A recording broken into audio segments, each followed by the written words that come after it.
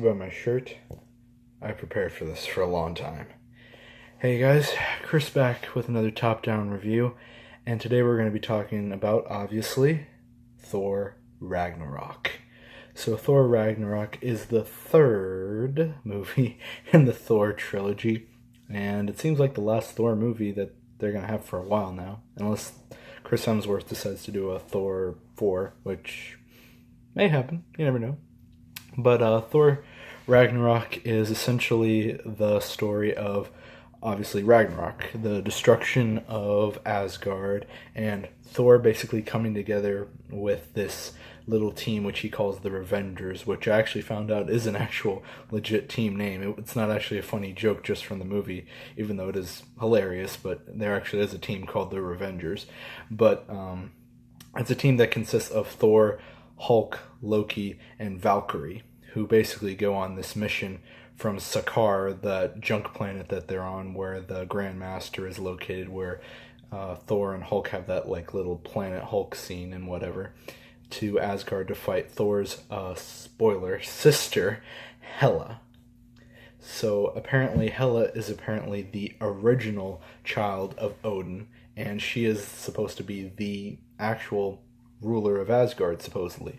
But apparently she went bad shit crazy and Odin banished her, basically leaving the throne to Thor or Loki. But then, of course, we all know that Loki is bad shit crazy also, so that obviously leaves the throne open to Thor.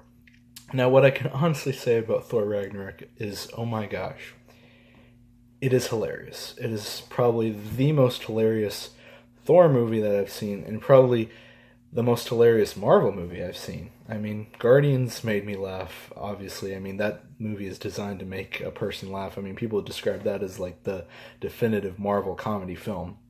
But Thor Ragnarok just was great. It had genuine humor. Like, it's humor that makes sense. I mean, at this stage in the game of the MCU, there's just been so many inside jokes of what they're expected and known for, that it just made sense. Like, they poke holes at Tony Stark, they poke holes at Hulk, at Thor, at just the whole idea of the cosmic universe and everything, and it's hilarious and all that.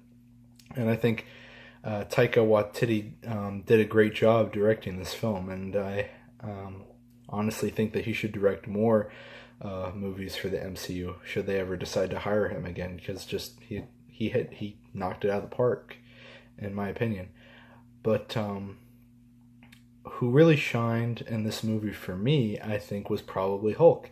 Yeah, this is Thor's movie, but Hulk is like the special guest star Avenger in this movie. I mean, when you find out that Hulk wasn't going to be in Civil War, you're just like, well, what can they do with his character until Infinity War? Well, they drop him into Ragnarok, and he's just welcome with open arms. I mean, you have Hulk for the first time in Hulk form actually speaking, which is just amazing to see. I mean, he's just like saying, oh, Hulk likes fighting, Hulk likes arena, and the whole subplot with that, just that Banner has been Hulk for just 2 years, and the last thing that he remembers is just the events of Age of Ultron and everything. It was just amazing that he's just been Hulk for that long, just fighting on Sakaar, just in the arena, you know, killing people and being like the Grandmaster's champion. Which I can also say, Jeff Goldblum in the movie was hilarious as well. I kind of wish that he had more scenes, but just for the amount of scenes that he was in, he was great. Cate Blanchett, of course, was also great as Hela. Great villain casting.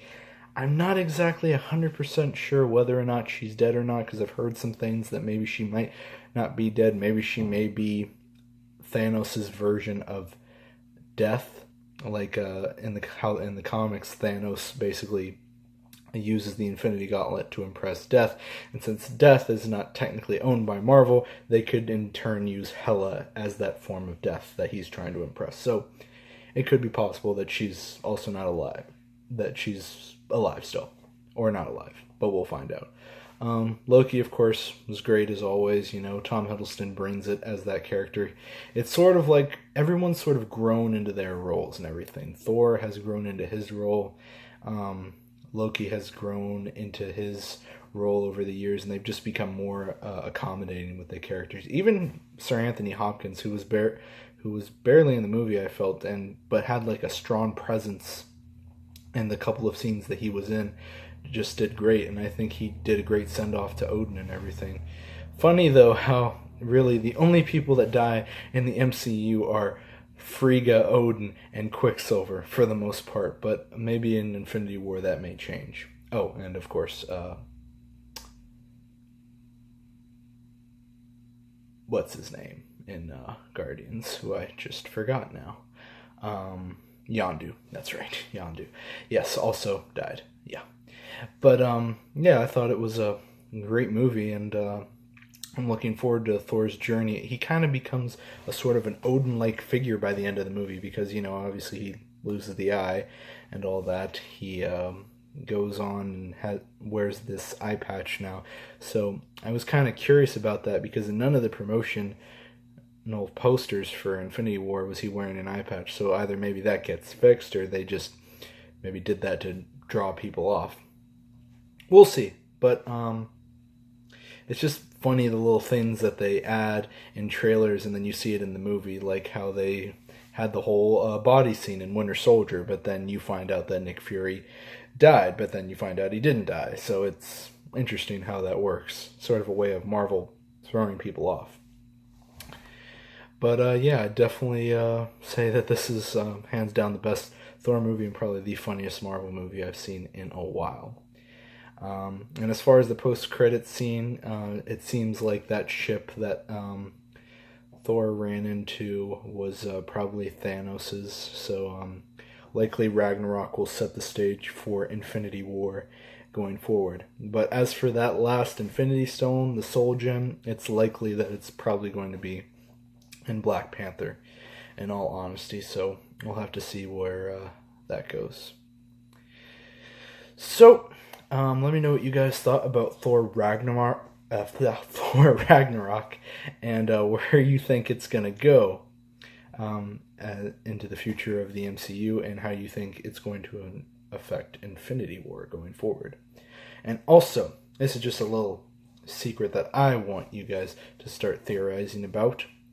In what movie, or it's probably going to be Black Panther, but what item do you think the last Infinity Stone is going to be? Now, I can tell you that it's definitely going to be the Soul Gem, but for what item in Black Panther could the Soul Gem possibly be? Discuss. I'm Chris, and I hope you enjoyed this top-down review. My next review will probably be Justice League, if not, maybe Murder on the Orient Express, depending on if I get passes to any movie in between now and Justice League. We shall see. But I am Chris, and I will see you guys in the next review. Adios.